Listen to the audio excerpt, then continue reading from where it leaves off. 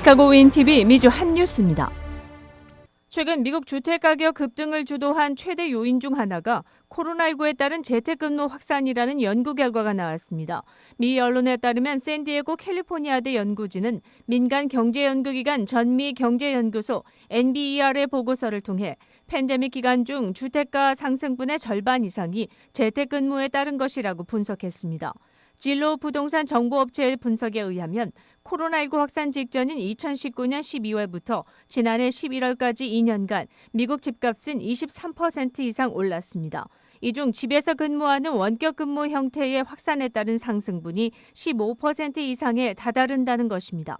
2021년 11월 기준으로 미국 직장 근로자의 42.8%가 최소한 일부 재택근무를 유지하고 있으며 일각에서는 영구적 재택근무 형태가 정착되는 비즈니스도 속출하고 있습니다. 보고서는 집에서 원격 근무를 하면서 더 넓고 편한 곳에서 더 많은 시간을 보낸다는 라이프 스타일을 추구하기도 했고, 따라서 좋은 주택에 대한 선호가 늘게 된 것이라고 지적했습니다. 사무실 위치와 상관없이 먼 곳에 큰 주택을 구매하면서 집값은 물론 임대료가 동반 상승했다는 것입니다. 또한 재택근무 시 타주로 갈 수도 있지만 대도시 지역에 남아있으면서 큰 주택을 찾는 사람들이 진짜로 집값을 오르게 만들었다고 설명했습니다.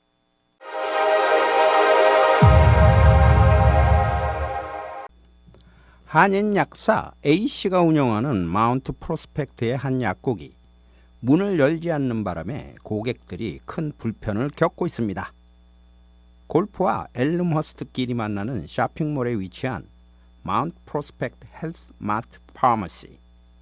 이 약국은 한인 약사가 있어 영어를 하지 않아도 편하게 약을 픽업할 수 있었습니다.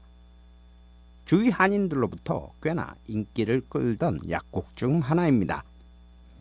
그런데 지난 5월 17일부터 약국 문을 열지 않는 바람에 약을 먹어야 하는 고객들이 술렁이고 있습니다. 그동안 로렌스 길을 중심으로 운영되던 한인 약사 체제는 경기 침체 속에서 폐업으로 이어져 결국 서버브 지역의 약국으로 중심 이동이 있었습니다. 미러키 길의 나일스 지역과 이곳 마운트 프로스펙트에 두 개의 한인 운영 약국이 영업을 하고 있습니다. 알링턴 하이츠에 거주하는 약국 고객 P씨는 주인이 피치 못할 사정이 있으면 자세한 안내문을 붙여놓으면 좋을 텐데 아무 예고 없이 갑자기 문을 닫으니 약을 주문한 사람은 어쩌라는 건지 모르겠다고 말했습니다. 약을 기다리던 엘크로브의 한인 여성도 더 이상 기다릴 수가 없어서 다른 약국으로 갈 수밖에 없다고 털어놨습니다. 페덱스나 UPS 서비스는 약국에 배달 아이템을 건네주지 못해 미배달 노티스만 약국 현관에 줄줄이 붙여놓은 상태입니다. 한인 약사 A씨의 가정사로 문을 열지 못한다, 몸이 아프다 등 근거 없는 추측들만 무성할 뿐 확실한 이유를 아는 이는 아직 나타나지 않고 있으며 근처 약국들은 다른 약국으로 지정된 처방전은 유효하지 않다며 판매를 거부하고 있습니다. 약을 먹어야 하는 이들은 약을 처방한 병원부터 다시 시작해야 하는 이중적인 어려움도 겪고 있는 실정입니다. 조속히 약국이 정상 영업을 하기를 기대하며 한인 동포들을 주 고객으로 하는 비즈니스를 하고 있는 한인 업체들도 이제는 고객들에게 미리 알리고 양해를 구하는 좀 더 체계적이고 고객 중심적인 영업을 해야 한다는 지적이 여기저기서 터져나오고 있습니다. 윈TV 뉴스 이전봉입니다.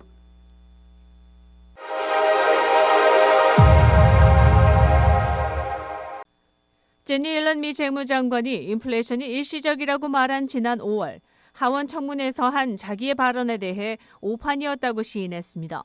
옐런 장관은 지난 31일 미 언론에서 인플레이션이 어떻게 될 것인지에 대한 당시 판단이 틀렸다고 생각한다고 말했습니다. 그리고 당시 발언과 관련 경제에 예상치 못한 큰 충격이 가해져 에너지와 그로서리 가격이 오르고 공급망에 병목 현상이 나타나고 있다고 강조하며 당시에는 이해하지 못했지만 지금은 인식하고 있다고 덧붙였습니다. 미 언론은 옐런 장관의 이 같은 발언에 대해 고위 관리가 자기의 실수를 인정하는 드문 사례가 된 것이라고 표현했습니다. 이 발언은 바이든 대통령과 제롬 파월 연방준비제도 의장의 미팅에 참석한 후 나왔습니다. 바이든 대통령은 연준과는 별개로 행정부 차원에서도 인플레이션 대응에 총력을 기울이겠다는 메시지를 전했습니다.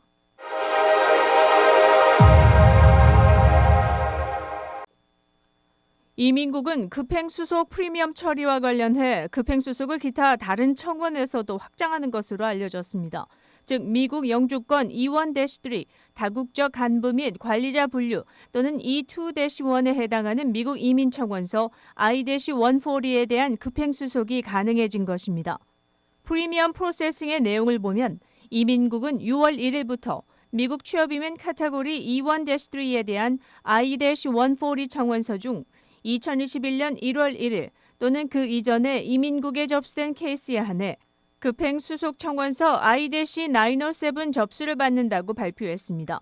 또 7월 1일부터는 취업이민 카테고리 E2-1 NIW 페티션에 대한 I-140 청원서에 대해 급행수속 I-907 접수를 받을 예정인데 I-140는 작년 6월 1일 또는 그 이전에 접수된 케이스의 하나입니다.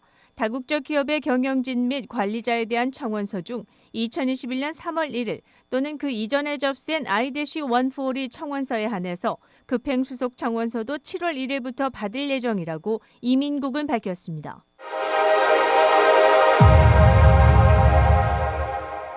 시카고에 거주하는 임모 씨의 아들은 동부의 프린스톤 대학 1학년에 재학 중이었습니다. 학업을 이어가던 그가 지난 17일 시카고 자택에서 숨진 채 발견됐습니다. 그의 아버지는 아들이 정신적 문제가 있다고 밝혔습니다. 온라인 매체인 arealnews.com은 임 씨의 사망이 자살로 추정된다며 명문대 학생들의 심각한 스트레스로 인한 비극의 한 예라고 전했습니다. 한편 한인사회에서 여러 단체장을 역임한 바 있는 정모 씨의 아들이 최근 집에서 사망한 채 발견돼 24일 장례식이 치러진 것으로 뒤늦게 알려졌습니다. 정모 씨의 아들은 노스필드에 거주하며 뉴티어 고등학교를 나와 동부의 시라큐스 대학을 졸업했습니다. 부친의 비즈니스를 이어받기 위해 트레이닝을 받고 있었던 것으로 알려졌습니다. 20, 30대의 젊은 한인 2세들이 사회에 나가 제대로 뜻을 펴보지도 못한 채 생과 이별을 고한 일이 연이어 터지자 한인사회 일각에서는 엄숙한 분위기 속에 이민 생활을 조용히 뒤돌아보는 계기가 돼야 한다는 자성의 목소리가 나오고 있습니다.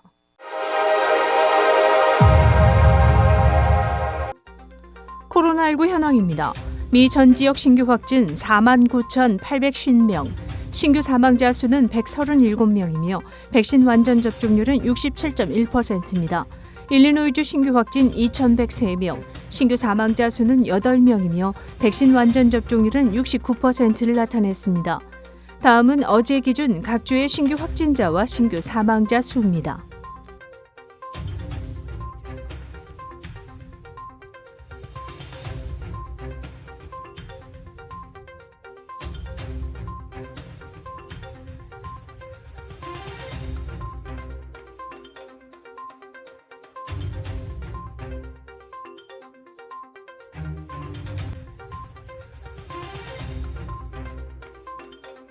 코로나19 관련 자세한 내용은 시카고 토탈닷컴을 통해 다시 볼 수 있습니다.